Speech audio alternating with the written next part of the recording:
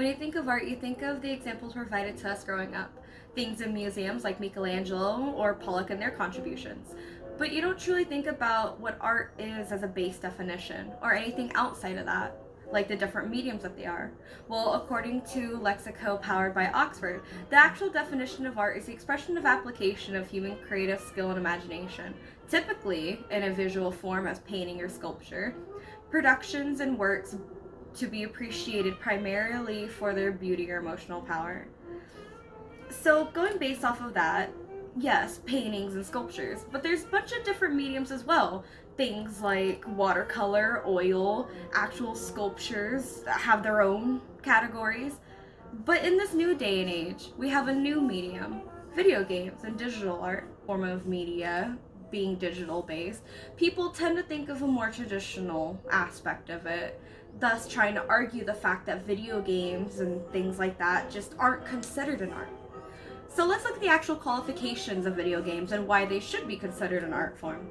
Looking at the writing aspect of video games, you have writers who create characters that are realistic and show some forms of true human emotions that you can interact with and possibly even create a bond. As quoted by videogamedesign.org, some of the major areas with writing is you have to look at plot points, you have to look at story details, character biographies, and aesthetics.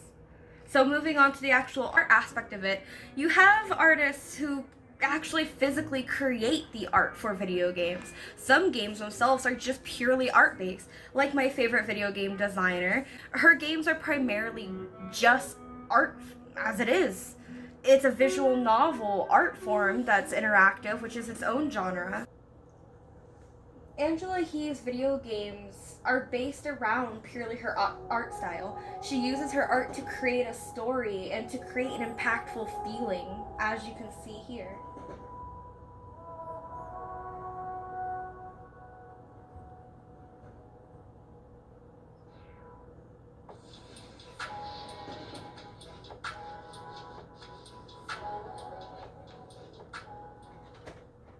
Artists and their contributions to video games can be more than just this. Even simple things can be very important to the video game itself.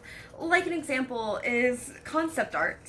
As you can see here, this is just character development as it is. An artist is taking the works of the characters from the writers and creating an actual physical aspect to them, giving them the aesthetic and kind of bringing them to life and fleshing them out. But it could do so much more than just characters. It tells stories, storyboards, and even the actual physical world around you, creating such a beautiful atmosphere that you can just become immersed in. So moving on to the other important aspects that can consider games and art is the actual music production behind it. It can be just as intense as actual record label music creating. As you can hear in the background, this song is very famous when it comes to the video game Fallout 3. Just the soundtrack of it created such an impactful and memorable just experience that when you hear this, it created an environment that you can't forget. When you think of this, you think of the game itself and just the aesthetic of it, the immersion. Now moving on to the other part, even as simple as merchandise. As you can see here, even to this, if you really think of art as just physical aspects like sculptures and paintings, well, just look at what the games can produce themselves. You wouldn't have these creations without the games themselves and the artist's idea behind it.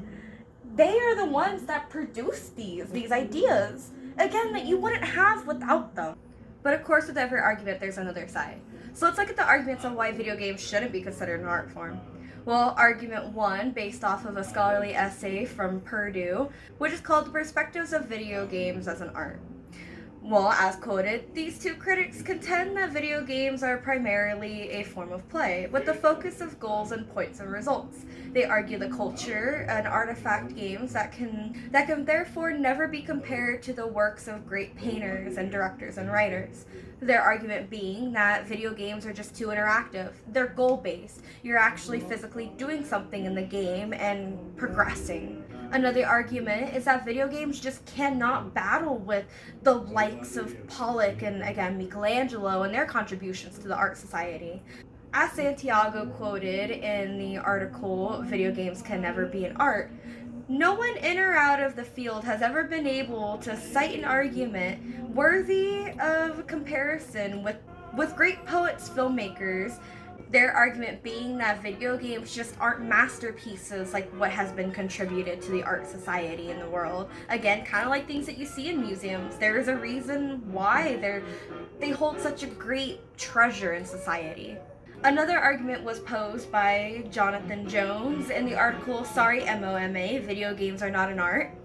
As he quoted from The Guardian, the worlds created by electronic games are nothing more than playgrounds between a player and a program. The player cannot claim to impose a personal vision on life on the game. While the creator of the game has succeeded that responsibility, no one claims the game, and thus no art.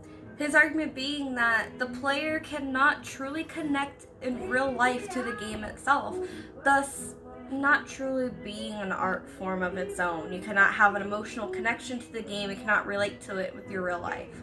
Another argument posed by Arya Harvey and Michael Samin in their presentation Over Games, life forms with brains seem to have a need for playful behavior. Art, on the other hand, is nothing born out of physical need or instinct. Overall, art is a journey made by the person for both the creator and the spectator. Art is an expression of itself and its environment. So thinking about all of those things, how can you counter-argument that? Well, for the first section of it, sure, video games are very interactive, thus you can kind of see, well, art's a very standstill thing.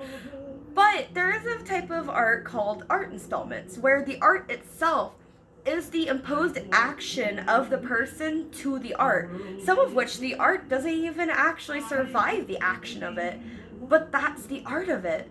Second argument being that it can't compare to great films and things, but there are so many game-based award ceremonies that even the Golden Joystick Awards, which is one of the most popular ones, they give awards to video games based off of best music, best in-game environment, and best story production, and even character development. Awarding the artist for the effort that they put into the games, and not just how fun they are to play, but truly the environment that you can be immersed in, and applauding the hard work of the creators. Another one, the inability to connect. Well, that's just not true, because people like me and many people out there, if that was true, you wouldn't hear so many stories about how video games have saved lives. Angela her video games are all based off of life experiences. Her games are mental illnesses that brought up, suicide, things that people can truly connect to and truly have a feeling to. Another perfect example of a game is Night in the Woods, which touches on anxiety and just the hardships of living in times, trying to find your place in the world and trying to connect with other people. Games aren't just shooters and stuff. They can easily connect to the person, thus creating a personal experience, something for people to bond with. Not to counter-argument the last one of how, well, art's not even truly a primary instinct, but playfulness is. Well, example being the first works of art in caves. They were made in times where survival was what was the primary thought, but still people in the midst of surviving and just focusing on feeding and being fed, they created art pieces and brought to life the world around them. Art being a very important thing in their life, kind of counteracting the fact that no, art isn't instinctual. Well, if it wasn't, then they would have never made the time to take away from hunting and gathering and feeding and surviving to bring to life the world around them and what they saw.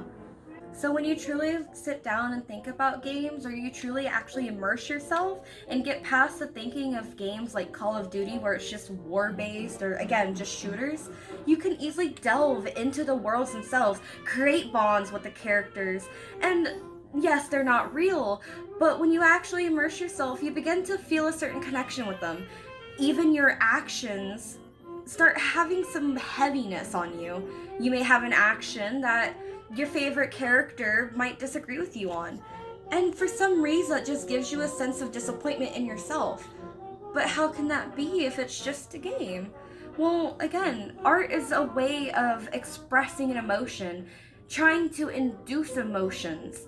And video games do just that, whether it be environmental, character bonding, as long as the story is good and the things are well written and you could connect to them, you can find what you can easily connect to.